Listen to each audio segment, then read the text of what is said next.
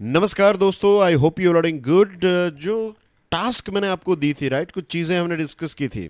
Milk bag के बारे में, मदर को स्माइल देने के बारे में। Then we have also talked about कि ये जो इकोसिस्टम है हमारी, राइट, मदर नेचर, तो उसकी छोटी सी केयर करने के बारे में। तो इसकी अपडेट मुझे ज़रूर दीजिएगा। How many of you are doing it on regular basis? Desk को क्लीन रखना, तो किन किन लोगों ने ये स्टार्ट कर दिया है, right, do let me know. और जिन्होंने स्टार्ट नहीं किया है, what are you waiting for? Let's do it from today itself. कोई बात नहीं अगर आपने थोड़ा लेट स्टार्ट किया है, but you can start any time, right, and you must start. क्योंकि देखिए, स्टेप नहीं उठाएंगे, एक्शन नहीं लेंगे, तो नॉलेज किसी काम की नहीं रहेगी, राइट। आपके पास कितनी भी नॉलेज क्यों ना हो, अगर आप उसको इम्प्लीमेंट नहीं करते तो उसका कोई मतलब नहीं रहता है। तो do let me know and I will take you through some more things. कुछ और इंपॉर्टेंट चीज़ों के बारे में भी मुझे डिस्कशन करनी है आपसे, लेकिन एक अपडेट दीजिए कि आप कहाँ पर पहुँचे हैं। आज 25 मई 2022 है, दिन है वेंसडे।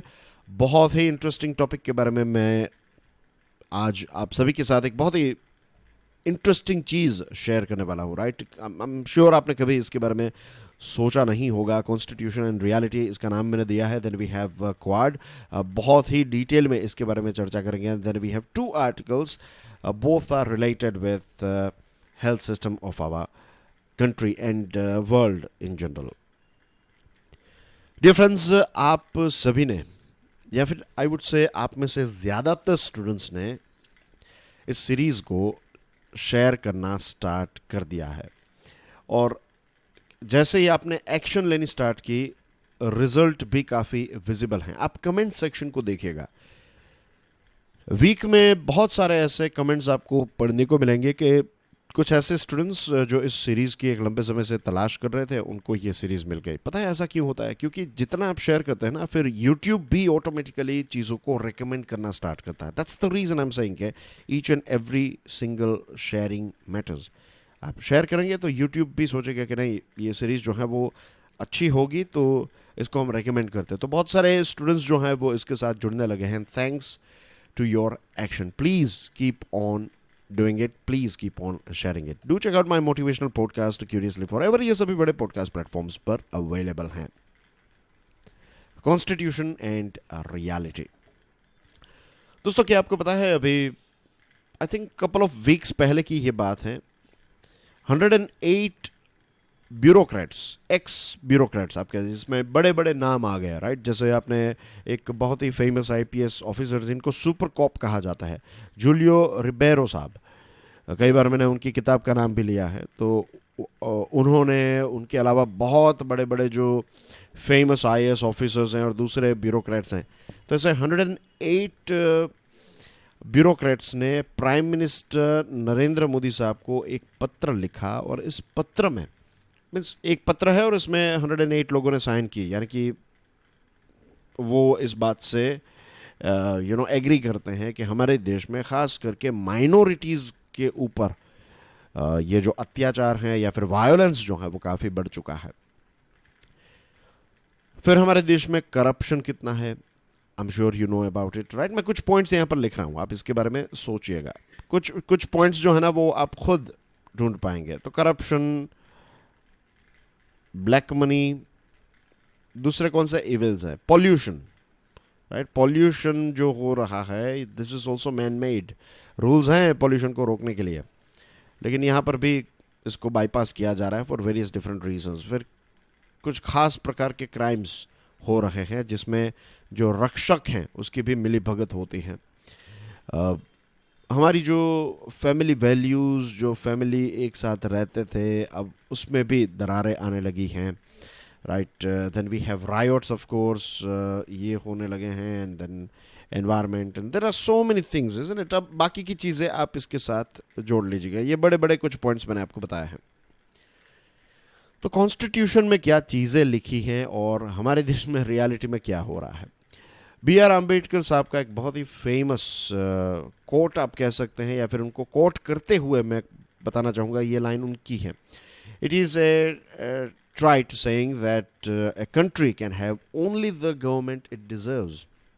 ये एक घिसी पिटी बात है, अंबेडकर साहब ने ही ये शब्द ट्राइड का मतलब है घिसी पिटी बात। उन्होंने कहा कॉन्स्टिट्यूएंट असेंबली में कि ये घिसी पिटी बात है कि एक देश को वैसी ही सरकार मिलती है जो वो देश डिज़र्व करता है, यानी कि जैसे उस देश के लोग, जैसा उनका बिहेवियर, जैसी उनकी नॉलेज, जैसी उनकी जन चेतना, वैसी ही सरकार उस देश में आपको देखने को मिलेगी। और ये बात हकीकत है। 25 नवंबर 1949, आपकी स्क्रीन पर ये जो चेहरा है शायद आपने उनको देखा ना हो, इनका नाम है महावीर त्यागी। और ये उस समय की जो कांग्रेस पार्टी तो आज भी है, लेकिन उस टाइम की कांग्रेस अलग थी, आज की अलग है, right. Forget about this senior Congress leader, वो थे, लेकिन हम यहाँ पर कांग्रेस को प्रमोट करने की कोई बात नहीं कर रहे, राइट। कांग्रेस की बात नहीं है यहाँ पर, तो सिर्फ एक व्यक्ति की बात है, महावीर त्यागी। और उन्होंने जो एक बात बताई है, इसका जो डीप मीनिंग है, it is amazing, will talk about it. उनको 4 मिनट दी गई थी कि वो 4 मिनट में कॉन्स्टिट्यूएंट असेंबली को एड्रेस कर सके। और उन्होंने कहा कि उनके जीवन की, उनके अतीत, उनके वर्तमान और उनके भविष्य की अगर सबसे इम्पोर्टेंट अगर कोई समय रहा तो ये 4 मिनट थे। उनको वो सबसे प्रीसियस मानते थे। It would be very relevant to every politician what he said. ये सारे के सारे जो पॉलिटिशियंस हैं, जितने भी एमपीज़ हैं या फिर जितने भी एमएलएज़ हैं, जितने भी हमारे सरपंच हैं, जितने लेवल पर जो पॉलिटिशियंस हैं, सभी पॉलिटिशियन को ये चीज़ समझने की ज़रूरत है। और सिर्फ पॉलिटिशियन नहीं, सारे के सारे ब्यूरोक्रेट्स जो हैं, आईएएस ऑफिसर या फिर आईपीएस ऑफिसर और जो भी ऑफिसर्स हैं, right, class 1, class 2, class 3 etcetera, सारे के सारे गवर्नमेंट मशीनरी के जितने भी लोग हैं, सभी को ये चीज़ सुनने की ज़रूरत है। उन्होंने जो कहा वो ये कहा कि कॉन्स्टिट्यूशन के प्रति तो मुझे बहुत ही रिस्पेक्ट है और बहुत ही अच्छा कॉन्स्टिट्यूशन हमने बनाया भी है, लेकिन अगर कोई एक चीज़ कॉन्स्टिट्यूशन में हम ऐड कर सकते हैं जिसकी वजह से हम चीज़ों को और ज़्यादा इम्पोर्टेंट बना दें, तो वो ये है। उन्होंने कहा कि उनको एक जो डर है वो ये है कि हमारा जो कॉन्स्टिट्यूशन उस टाइम पर जो बनाया गया, तो उसकी वजह से एक और चीज़ पैदा होगी कि इसका बाई प्रोडक्ट जो होगा वो बहुत ही डेंजरस होगा, जो दुनिया के अलग अलग देशों की डेमोक्रेसी में ये चीज़ हमें देखने को मिली है, and that is professional politicians. Politics जो है ना, ये अब प्रोफेशन बन चुका है। पावर, पर्क, प्रिविलेजेस, ये सारी चीज़ों के लिए लोग पॉलिटिक्स ज्वाइन करते हैं। पॉलिटिक्स लोग क्यों ज्वाइन करते हैं? एक जनरल परसेप्शन क्या है, आपने क्या देखा है? आप हमेशा देखेंगे कि पावर के लिए लोग जो हैं वो पॉलिटिक्स को ज्वाइन कर रहे हैं जनरली, और ज़्यादातर लोग, कुछ ऐसे एक्सेप्शंस भी हैं, लेकिन हमारे देश की हकीकत ये है, ये कड़वा सत्य है कि ज़्यादातर लोग जो पॉलिटिक्स में जा रहे हैं वो पावर के लिए जा रहे हैं। उनको पता है कि अगर एक बार पॉलिटिक्स आपने ज्वाइन कर लिया, लेट्स से कि आपके पास 5 करोड़ की संपत्ति है और आप एमएलए बन जाते हैं, तो 5 साल के बाद जब आप रिटायर होंगे तो आप 50 करोड़ या फिर उससे भी ज़्यादा के मालिक होंगे। दुनिया में कोई भी प्रोफेशन, कोई भी बिजनेस ऐसा नहीं है जो इतने कम समय में आपको इतना बड़ा या फिर इतने ज़्यादा पैसे कमा कर देता है। तो पावर, पर्क्स, प्रिविलेजेस, ये सारी चीज़ों के लिए लोग जो हैं वो पॉलिटिक्स में जा रहे हैं, और ये एक हकीकत है।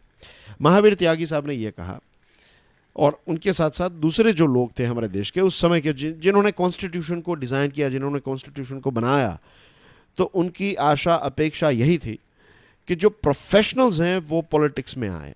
इसका मतलब ये है कि लेट्स से आप डॉक्टर हैं, आप इंजीनियर हैं, आप एजुकेटर हैं, आप बिजनेसमैन हैं, बिजनेस वुमेन हैं, तो अलग अलग प्रोफेशनल्स जो हैं वो पॉलिटिक्स में आए, लेकिन पॉलिटिक्स जो है वो प्रोफेशन ना बने। इसका मतलब ये है कि अगर लेट्स से आप डॉक्टर हैं, तो आप अपना जो डॉक्टर, एज ए डॉक्टर जो आपकी प्रैक्टिस है वो तो कंटिन्यू रखेंगे ही। आपको पैसे जो कमाएंगे वो आपके प्रोफेशन से ही कमाएंगे। पॉलिटिक्स तो आप देश की मदद करने के लिए, सिस्टम को और ज़्यादा इंप्रूव करने के लिए कर रहे हैं। तो ये सपना था महावीर त्यागी, और उस टाइम पर हम जिन्होंने कॉन्स्टिट्यूशन बनाया उनका ये सपना था। आज एक्सेप्शन से पार्ट, कुछ लोगों को अगर साइड में रख दें, तो जैसे हमने बात की कि पावर, पर्क और प्रिविलेजेस की वजह से सारी चीज़ें, मीन्स उनको दूसरा कोई प्रोफेशन ही नहीं होता है, वो एक ही काम करते हैं, दैट इज़ पॉलिटिक्स, और करोड़ों रुपए कमा लेते हैं। उन्होंने ये भी जो चीज़ बताई, this is very very interesting. उन्होंने कहा कि कॉन्स्टिट्यूशन में वैसे तो बहुत सारी चीज़ें जो हैं वो रखी गई है, लेकिन एक सुप्रीम प्रोविज़न, एक ऐसा सेफ गार्ड हम रख सकते हैं जिससे हम पूरी सिस्टम को बचा सके। और उन्होंने ये कहा कि notwithstanding anything contained in the Constitution, no citizen of India shall draw for his personal use, either from public exchequer or from private enterprise, a pay, profit, or allowance which exceeds the earnings of an average wage earner. बहुत ही deep meaning वाली बात बताई है। Again मैं आपको simple language में समझा देता हूं। No citizen of India shall draw for his personal use either from the public exchequer, अगर आपकी गवर्नमेंट में से सैलरी आ रही है या फिर आप किसी प्राइवेट एंटरप्राइज में काम कर रहे हैं, तो आपकी सैलरी, अगर आप बिजनेसमैन हैं लेट्स से, तो आपका प्रॉफिट या फिर जो भी आपको अलाउंस दिए जा रहे हैं, तो ये एक रकम से ज़्यादा नहीं होनी चाहिए। और ये रकम क्या है, ये अमाउंट क्या है? ये अमाउंट ये है कि हमारे देश का जो एवरेज वेज अर्नर है ना, उसको जो सैलरी मिल रही है, लेट्स से कि अगर हमारे देश में एक एवरेज मजदूरी काम करने वाला व्यक्ति जो है उसकी सैलरी 15,000 रुपये पर मंथ है, तो फिर प्राइम मिनिस्टर की सैलरी भी इतनी ही होनी चाहिए, मुकेश अंबानी की सैलरी भी, उनका प्रॉफिट भले ही कंपनी का कितना भी बड़ा क्यों ना हो, लेकिन अलाउंसेस उनको 15,000 के ही मिलने चाहिए। तो अगर ऐसी कोई सिस्टम हम करते हैं कि जो एवरेज वेज अर्नर हैं उससे ज़्यादा आप नहीं कमा सकते, ऐसा अगर करते हैं तो बहुत सारे ऐसे लोग जो है ना वो ऑटोमेटिकली पॉलिटिक्स और उन सारी चीज़ों को छोड़ देते। लेकिन अब 75 ईयर्स से भी ज़्यादा वक्त हो चुका है और अब ये सारे लोग जो हैं वो उनकी जो जो स्किन है वो काफ़ी थिक हो चुकी है। अब तो ये चीज़ इम्प्लीमेंट करना मुझे नहीं लगता पॉसिबल है, it's nearly impossible.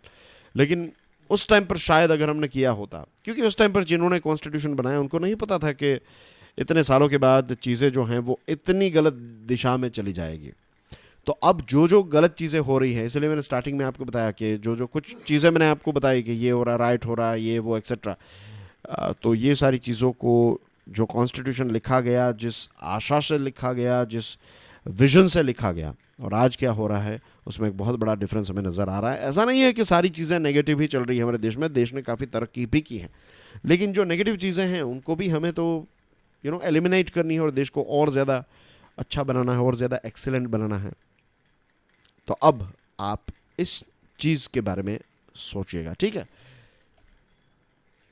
Can India turn Quad into an instrument to realize its significant potential as technological power? Indian express का ये आर्टिकल है। बाय द वे एक स्टूडेंट ने क्वेश्चन पूछा है कि ये जो सीरीज़ हैं, जो थंबनेल है उसमें आपको एडिटोरियल एंड आर्टिकल एनालिसिस देखने को मिलता है, राइट, जिसमें मेरा फोटो है, दैट इज़ कॉल्ड थंबनेल।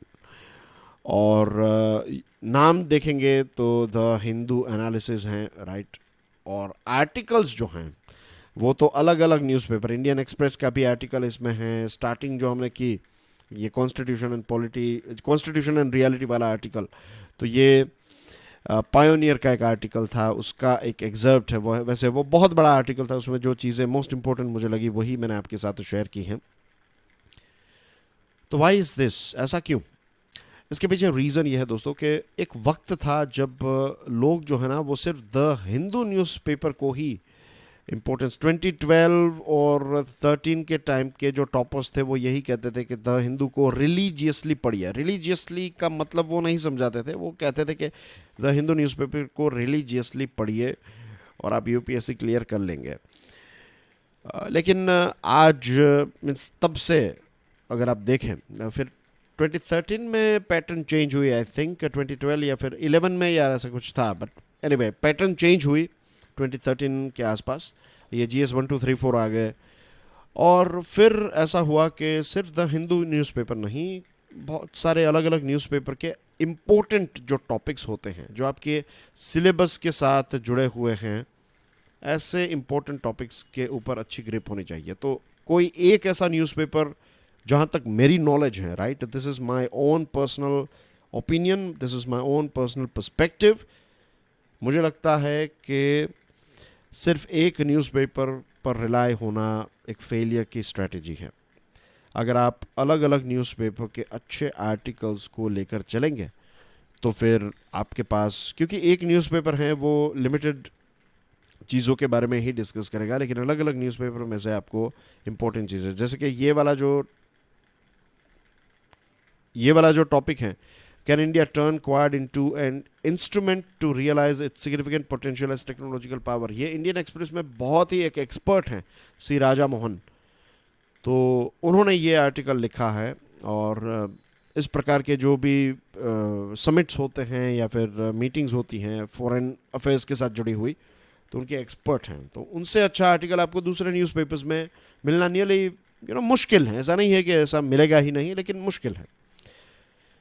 तो ये टॉपिक क्या कह रहा है, तो that's the reason, right, that's the reason के नाम में क्या रखा है, मैंने कमेंट में भी लिखा है कि don't go with the name, go with the content that you are getting. ठीक है, ये आपको एक्सप्लेन करने के लिए, बहुत सारे स्टूडेंट्स को पता नहीं रहता है कि ऐसा क्यों, तो ऐसा इसलिए है।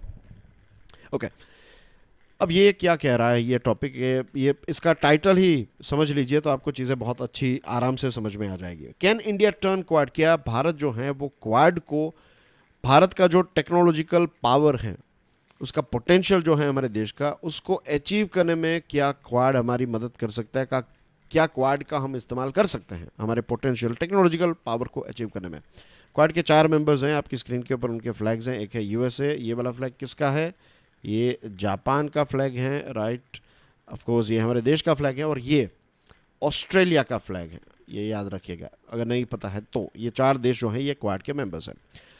जो बाइडेन साहब की पहली एशिया की विजिट सेमीकंडक्टर फैसिलिटी से स्टार्ट हुई, उन्होंने साउथ कोरिया से स्टार्टिंग की, और ये अपने आप में ये चीज़ दिखाता है कि इंडो पैसिफिक स्ट्रेटजी में टेक्नोलॉजी जो है ये एक बहुत ही इंपॉर्टेंट रोल प्ले करने वाली है, इज़न्ट इट। उन्होंने सैमसंग के प्लांट को विजिट किया, उन्होंने कहा कि ये एक बहुत ही शुभ मुहूर्त है, शुभ शुरुआत है, ऑस्पिशियस स्टार्ट है। और उन्होंने ये कहा कि ये जो चिप्स यहाँ पर बनती हैं ये वो मसाला चिप्स नहीं है, this is semiconductor chips, right. तो ये जो सैमसंग प्लांट में जो ये चिप्स बनती है सेमीकंडक्टर चिप्स, तो ये चिप्स इतनी इम्पोर्टेंट हैं कि ह्यूमैनिटी के टेक्नोलॉजिकल डेवलपमेंट के नेक्स्ट एरा में, नया युग अभी धीरे धीरे हमारी तरफ आ रहा है, या फिर हम उस युग की तरफ जा रहे हैं जिसमें artificial intelligence, quantum technologies, 5G और दूसरी सारी चीज़ें होगी, तो इसमें बहुत ही इंपॉर्टेंट रोल कोई प्ले करेगा, तो that is this semiconductor chips. उन्होंने ये भी कहा कि हमें हमारी सप्लाई चेन जो है उसको और ज़्यादा मजबूत बनाने की ज़रूरत है, और हमें उन देशों से ज़्यादा सामान खरीदना चाहिए जो हमारे मित्र देश हैं, जो हमारे पार्टनर्स हैं, जिनसे हमारी सप्लाई चेन और मजबूत हो सकती हैं, और उन सारे देशों को हमें थोड़ा इग्नोर कर देना चाहिए जो हमारे साथ कॉमन वैल्यूज़ शेयर नहीं करते हैं। तो किन की बात कर रहे हैं वो, चाइना और रशिया की, राइट, प्रीडोमिनेंटली चाइना और रशिया जैसे देशों की यहाँ पर बात हो रही है। हमारे नरेंद्र मोदी साहब, या फिर हमारा देश जो है, भारत को रिप्रेजेंट करने वाले हमारे पीएम मोदी साहब जो हैं वो भी क्वाड समिट में मौजूद थे, और भारत की जो टेक्नोलॉजिकल कैपेबिलिटी है हमारी सिक्योरिटी के लिए, हमारी इकोनॉमिक पॉलिसीज़ के लिए, इट इज़ वेरी इंपॉर्टेंट कि हम इसको एक अपॉर्चुनिटी के तौर पर देखें। ये जो क्वाड की समिट हो रही है और जो टेक्नोलॉजी पर जो जोर दिया जा रहा है, this itself it means Biden साहब जो हैं उसकी शुरुआत ही यहाँ से हुई हो, एशिया की उनकी यात्रा जो है उसकी शुरुआत यहाँ से हुई, दिस इटसेल्फ इंडिकेट्स। और यहाँ पर जो स्टेटमेंट्स अभी हमने डिस्कस किए, दिस इटसेल्फ इंडिकेट्स के टेक्नोलॉजी को लेकर यूएसए या फिर क्वाड जो है वो काफ़ी सीरियस है। भारत जो है ये क्वाड पार्टनर्स का इस्तेमाल करेगा in the sense, in a positive है, राइट, कि स्पेस टेक्नोलॉजी में मेरी टाइम रिसोर्सेज हम कंबाइन करेंगे, ताकि हमारा जो एक्सक्लूसिव इकोनॉमिक जोन है भारत का, उसमें जो इलीगल और अनरेगुलेटेड फिशिंग हो रही है, तो इसको रोकने के लिए हम स्पेस और मेरी टाइम रिसोर्सेज का इस्तेमाल करेंगे। The possibilities of pulling India's technological resources with its Quad partners to promote peace and prosperity across the Indo-Pacific are immense. Bharat जो है ये क्वाड मेंबर्स के साथ मिलकर पीस और प्रॉस्पेरिटी इंडो पैसिफिक रीजन में स्प्रेड कर सकता है, और हमने देखा कैसे शी जिनपिंग ने व्लादिमीर पुतिन को पूरा सपोर्ट दिया, तो ये वॉशिंगटन के लिए, यूएसए के लिए एक प्रकार से एक पुल फैक्टर हो चुका है, पुश फैक्टर हो चुका है, प्रिसाइसली पुल नहीं लेकिन एक पुश फैक्टर हो चुका है कि इंडो पैसिफिक इनिशिएटिव जो हैं वो अब यूएसए को उठाना ही पड़ रहा है, क्योंकि व्लादिमीर पुतिन और शी जिनपिंग जो हैं वो एक दूसरे के टीममेट्स, टैग टीम मेंबर्स बन चुके हैं. It is the USA and the West that are defending the sovereignty of the states in Europe and Asia. USA और वेस्टर्न वर्ल्ड जो है वो मिलकर यूरोप और एशिया के देशों की सॉवरेनिटी, उनकी संप्रभुता की रक्षा करने की कोशिश कर रहे हैं, और रशिया और चाइना जैसे देश जो हैं वो दूसरे देशों की टेरिटरीज को हड़पने की कोशिश कर रहे हैं. रशिया यूक्रेन को देख लीजिए, और चाइना की बात करें तो तिब्बत देख लीजिए, भारत देख लीजिए, और दूसरे बहुत सारे देशों के साथ इस प्रकार का मिसबिहेवियर वो कर रहा है. For example Taiwan. अब यूक्रेन के साथ जो रशिया ने किया, अगर चाइना ऐसा कोई आक्रमण ताइवान पर करे तो यूएसए ने यह कहा है कि यूएसए चुप नहीं बैठेगा. और जिस प्रकार से चाइना एग्रेसिव तरीके से वेस्टर्न पैसिफिक आइलैंड्स में बिहेव कर रहा है, ताइवान में बिहेव कर रहा है, तो जापान और साउथ कोरिया ये दोनों देश जो हैं वो मिलकर अपनी नेशनल डिफेंस कैपेबिलिटीज़ को और ज़्यादा मजबूत कर रहे हैं. यूएसए के साथ उनकी पार्टनरशिप को और ज़्यादा मजबूत कर रहे हैं. और इस पूरे रीजनल एरिया में ये जो रीजन है, sorry not regional area, region जो है पूरा, तो इसमें एक इम्पोर्टेंट रोल प्ले करने की कोशिश जो है ये दोनों देश कर रहे हैं. Greater technological collaboration between US and its north east Asian allies is emerging as a major pillar of Indo Pacific security. Indo Pacific security के लिए यूएसए और यूएसए का जो नॉर्थ ईस्ट है, दैट इज जापान, क्योंकि बीच में आ जाता है पैसिफिक ओशन, तो ये रहा लेट्स से यूएसए, ये यूएसए है, तो यहाँ पर उसके नॉर्थ ईस्ट में अगर आप जाएँ तो साउथ कोरिया, जापान, ये सारे देश आते हैं. तो इंडो पैसिफिक स्ट्रेटजी के लिए ये काफ़ी इंपॉर्टेंट बन चुका है. अब रही बात भारत की, तो भारत की जो एक क्षमता है टेक्नोलॉजी में ये काफ़ी अच्छी है. भारत के पास ह्यूमन रिसोर्सेज हैं एज वी ऑल नो. और यूएसए क्या चाहता है? यूएसए चाहता है कि भारत की डिफेंस और security as far as technological capabilities is concern, तो इसको और ज़्यादा मजबूत किया जाए. और 2+2 डायलॉग जब हुआ था तो उसमें टेक्नो मिलिट्री कोऑपरेशन के बारे में बात की थी. And I am sure Biden साहब और मोदी साहब के बीच में जो मीटिंग होगी उसमें भी ये टेक्नोलॉजिकल कैपेबिलिटीज़, डिफेंस और सिक्योरिटी की बातचीत होगी. इंडो पैसिफिक इकोनॉमिक फोरम को भी लॉन्च किया गया, राइट. और ये जो IPEF हैं, इसके बारे में बहुत सारे आर्टिकल्स और टॉपिक्स आपको पढ़ने को मिलेंगे. Will talk about it as well in detail. तो ये जो इंडो पैसिफिक इकोनॉमिक फ्रेमवर्क है, तो ये किस चीज़ के लिए? ये सारे देशों के लिए fair trade, digital commerce, resilient supply chains, clean energy, इसके अलावा भी दूसरी चीज़ों को कवर करता है.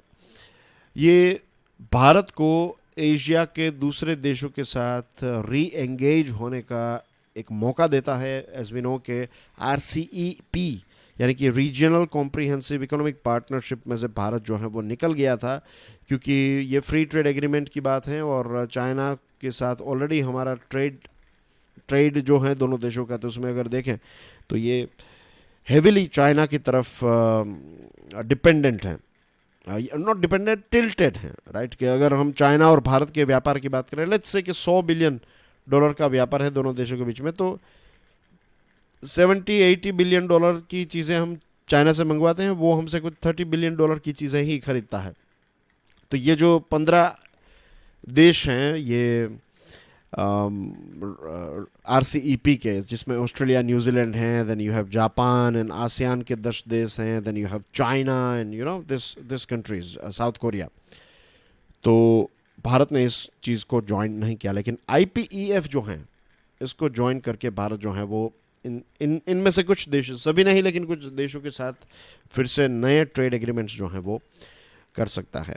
अब रही बात क्वाड की, कि क्वाड के बारे में कई बार आपको ये प्रश्न होता होगा कि ये क्वाड जो है क्या ये जेन्युइनली काम कर रहा है या नहीं. तो दो चीज़ें हैं.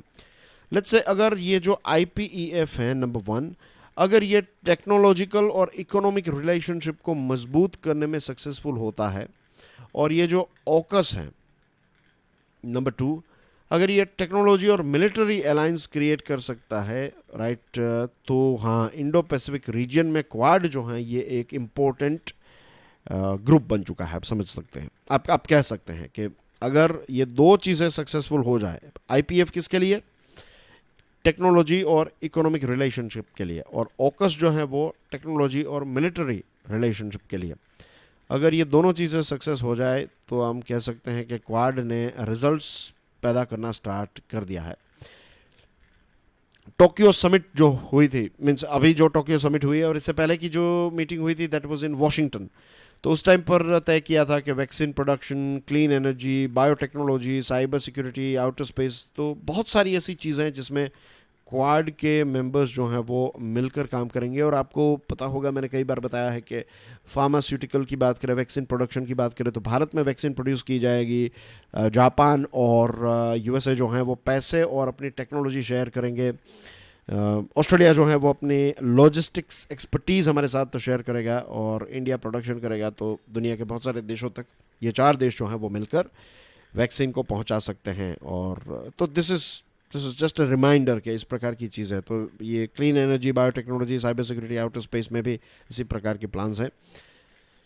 While the ambition is impressive, the Quad needs to demonstrate effective implementation and tangible benefits to those Indo-Pacific states.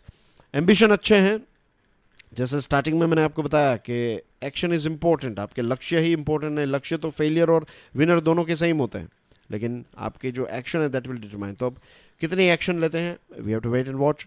रही बात साउथ कोरिया के सेमीकंडक्टर प्लांट की, तो बाइडेन साहब ने कहा कि सैमसंग जो हैं ये दुनिया की 3 कंपनीज में से एक कंपनी है जो एडवांस चिप्स बनाती हैं, और सैमसंग ने $17 बिलियन इन्वेस्ट करने की बात बताई है यूएसए, टेक्सास यूएसए में। और सेमीकंडक्टर में यूएसए यूज्ड टू डोमिनेट, अब फिर से वो डोमिनेट करना चाहेगा, फिर से वो रिवाइटलाइज करना चाहता है, रिसर्च एंड डेवलपमेंट के लिए पैसे इन्वेस्ट करेगा, और ट्रस्टेड पार्टनर्स के साथ सप्लाई चेन क्रिएट करना चाहता है। तो ये सारी चीज़ें जो हैं वो भारत के लिए एक अपॉर्चुनिटी है। Serving those who serve, the Hindu का ये आर्टिकल है, right. Serving those who serve की बात करें तो दिस यू कैन सी कि ये मेडिकल प्रोफेशनल्स या फिर हेल्थ केयर के साथ जुड़े हुए लोगों की बात है। अब जनरली क्या होता है, रिकॉग्निशन हमेशा जो है ना वो टॉप लीडर को मिलती है कि इसकी वजह से ये हुआ, इसकी वजह से वो हुआ, लेकिन जो बॉटम लेवल पर काम कर रहे हैं उनको रिकॉग्निशन उतनी ज़्यादा जनरली स्पीकिंग या तो किसी देश में या तो किसी ऑर्गेनाइजेशन में इतनी नहीं मिलती है। वर्ल्ड हेल्थ ऑर्गेनाइजेशन ने हमारे देश की जो आशा वर्कर्स है ना, एक क्रेडिटेड सोशल हेल्थ एक्टिविस्ट जिनको हम आशा कहते हैं, आशा वर्कर्स, तो आशा वर्कर्स को और अफ़गानिस्तान में जो पोलियो वर्कर्स हैं उनको रिकॉग्नाइज किया है, उनका जो कंट्रीब्यूशन है इसको अप्रिशिएट किया है। और 6 ऐसे ग्लोबल लीडर्स के नाम लिए गए, उसमें से आशा वर्कर्स हैं, फिर ये अफ़गानिस्तान में पोलियो में काम करने वाले लोग हैं, इसी के साथ साथ पॉल फार्मर जो को फाउंडर हैं एनजीओ के पार्टनर्स इन हेल्थ, फिर अहमद हानकीर जो एक ब्रिटिश लेबनीज साइकियाट्रिस्ट हैं, लुदमीला सोफिया ओलिवीरा वारेला एक यूथ स्पोर्ट्स एडवोकेट हैं, और योहेई शाशकावा ये WHO के गुडविल एम्बेसडर हैं, लेप्रेसी एलिमिनेशन के लिए काम करते हैं। तो इन सभी का नाम लेकर अप्रिशिएट किया, और डॉक्टर टेड्रोस जो हैं वो खुद इन नामों को सिलेक्ट करते हैं, खुद इन नामों को पिक करते हैं, और उन्होंने कहा कि इन लोगों का कंट्रीब्यूशन जो है वो आउटस्टैंडिंग है थ्रू आउट द वर्ल्ड। और आशा वर्कर्स जो हैं वो मेन काम क्या करते हैं कि जो कम्युनिटी है उनको हेल्थ सिस्टम के साथ जोड़ते हैं। और अनफॉर्चुनेटली हमारी आशा वर्कर्स के खिलाफ बहुत सारे हैरेसमेंट और वायलेंस के केस भी हमें पेंडेमिक के टाइम पर देखने को मिले, और उनको रेम्यूनरेशन के लिए प्रोटेस्ट करने पड़ते हैं, उनको भी हेल्थ बेनिफिट्स नहीं मिलते हैं, और उनको जो मिलने चाहिए वो उतने नहीं मिल रहे हैं, और परमानेंट पोस्ट की भी उनकी डिमांड है। अफ़गानिस्तान में जो पोलियो के टीके लगाने के लिए जो वॉलंटियर्स थे ना, तो उनको मार दिया गया इन 2022, और ये बहुत जगहों पर ऐसा होता है। तो हेल्थ वर्कर्स जो है ना, उनकी हिम्मत और उनका जो कंट्रीब्यूशन है, जनरली हेल्थ के टॉप लोगों को ही वो अवार्ड्स और सारी चीज़ें मिलती है, but we have to appreciate कि ये जो खास करके हमारे देश की बात करें तो आशा वर्कर्स जो हैं उनका कंट्रीब्यूशन काफ़ी लाजवाब है। Heads off to all those Asha workers, right. दिल से रिस्पेक्ट है, एंड ये बात मैं पूरे क्यूरियसली एजुकेशन परिवार और आप सभी के बिहाफ में आशा वर्कर्स को सलाम करता हूँ। आपकी स्क्रीन पर जो तस्वीर हैं ये हैं पंजाब के chief minister, right. I am sure आप इनको जानते हैं, काफ़ी फेमस, पहले कॉमेडियन थे अब पॉलिटिशियन हैं। और ये जो व्यक्ति हैं ये हैं विजय शिंगला। विजय शिंगला पंजाब के हेल्थ मिनिस्टर थे। अब 2 महीने पहले आम आदमी पार्टी जो है वो पावर में आई पंजाब में, और उनके जो स्टेट हेल्थ मिनिस्टर हैं विजय शिंगला, जिनकी तस्वीर हमने देखी, तो चीफ मिनिस्टर जो भगवत मान हैं उन्होंने उनको रिमूव कर दिया, उन्होंने फायर कर दिया, उनको निकाल दिया पोस्ट से, क्योंकि करप्शन के मामले में। अब क्या करप्शन किया, ये सारी चीज़ें जो हैं वो इन्वेस्टिगेशन के बाद पता चलेगी, लेकिन एक स्ट्रॉन्ग सिग्नल पंजाब के चीफ मिनिस्टर ने या फिर पंजाब की लीडरशिप ने दे दिया है कि अगर कैबिनेट में भी कोई ऐसा व्यक्ति है जो करप्टेड है तो फिर उनको भी निकाला जाएगा। तो समझ सकते हैं कि अगर दूसरी पोस्ट पर आप हैं तो फिर आपका क्या हो सकता है, आपका क्या होगा। The matter also underlines the urgent necessity for good leadership and decision making in health department. हमारे हेल्थ केयर सेक्टर में, खास करके पब्लिक हेल्थ केयर सेक्टर की बात करें तो अच्छे लीडर्स की और डिसीजन मेकर्स की ज़रूरत है। आज हमारी जो हेल्थ केयर सिस्टम है वो काफ़ी ड्रॉप हो चुकी है, राइट। उसकी क्वालिटी, वर्कर्स की, हेल्थ वर्कर्स की शॉर्टेज है। मुझे ऐसा लग रहा था कि कोविड के बाद एक रेवोल्यूशन आएगा और सबसे ज़्यादा फोकस जो है वो हम हेल्थ पर देंगे, लेकिन चीज़ें वापस बैक टू नॉर्मल हो गई। इट्स लाइक स्वच्छ भारत अभियान जब स्टार्ट हुआ तो लगा कि अब हमारा देश जो है वो हमेशा हमेशा के लिए क्लीन हो जाएगा। No doubt about it, prime minister Modi साहब को क्रेडिट ही दूंगा मैं, राइट, क्योंकि उन्होंने ही इस चीज़ की शुरुआत की। आइडिया जिसने भी दिया हो, लेकिन एक मासस तक वो ही लेकर गए, राइट। उन्होंने खुद वो बहुत ही स्वच्छता का पालन करते हैं, ये सारी चीज़ें, it's a very good thing, right. Inspire भी करते हैं लोगों को, इसमें भी कोई गलत बात नहीं है। लेकिन फिर लोगों ने क्या किया, अब हर जगह पर, पिछले एक हफ्ते की बात करूं मैं तो मैं खुद राजकोट म्यूनसिपल कॉरपोरेशन जो है उनको कॉल कर कर के I am making regular complaints कि ये जो कचरा कलेक्ट कर लेते हैं, राइट, मीन साफ़ कर लेते हैं, लेकिन वो एक ढेर जो है वो करके चले जाते हैं और पूरा दिन जो हवाएं होती है तो पूरी सोसाइटी में। And then I came to know कि उनके पास वो छोटी सी ट्रॉली होती है जिसमें वो कचरा रखते हैं, वो नहीं है। तो ये रेवोल्यूशन स्वच्छ भारत के बाद भी नहीं आया, कोविड के बाद हेल्थ केयर में भी ऐसा कोई खास रेवोल्यूशन नहीं आया, which is very unfortunate. Rural health statistics को देखिए, आज सीवियर शॉर्टेज है स्पेशलिस्ट डॉक्टर्स की, सर्जन्स की 78.9% शॉर्टेज है, रूरल हेल्थ केयर की बात है यहाँ पर। गायनेकोलॉजिस्ट को देखेंगे, ऑब्स्टेट्रिशियंस को देखेंगे 69.7%, फिजिशियन 78.2% एंड पीडियाट्रिशियंस की 78.2% शॉर्टेज है।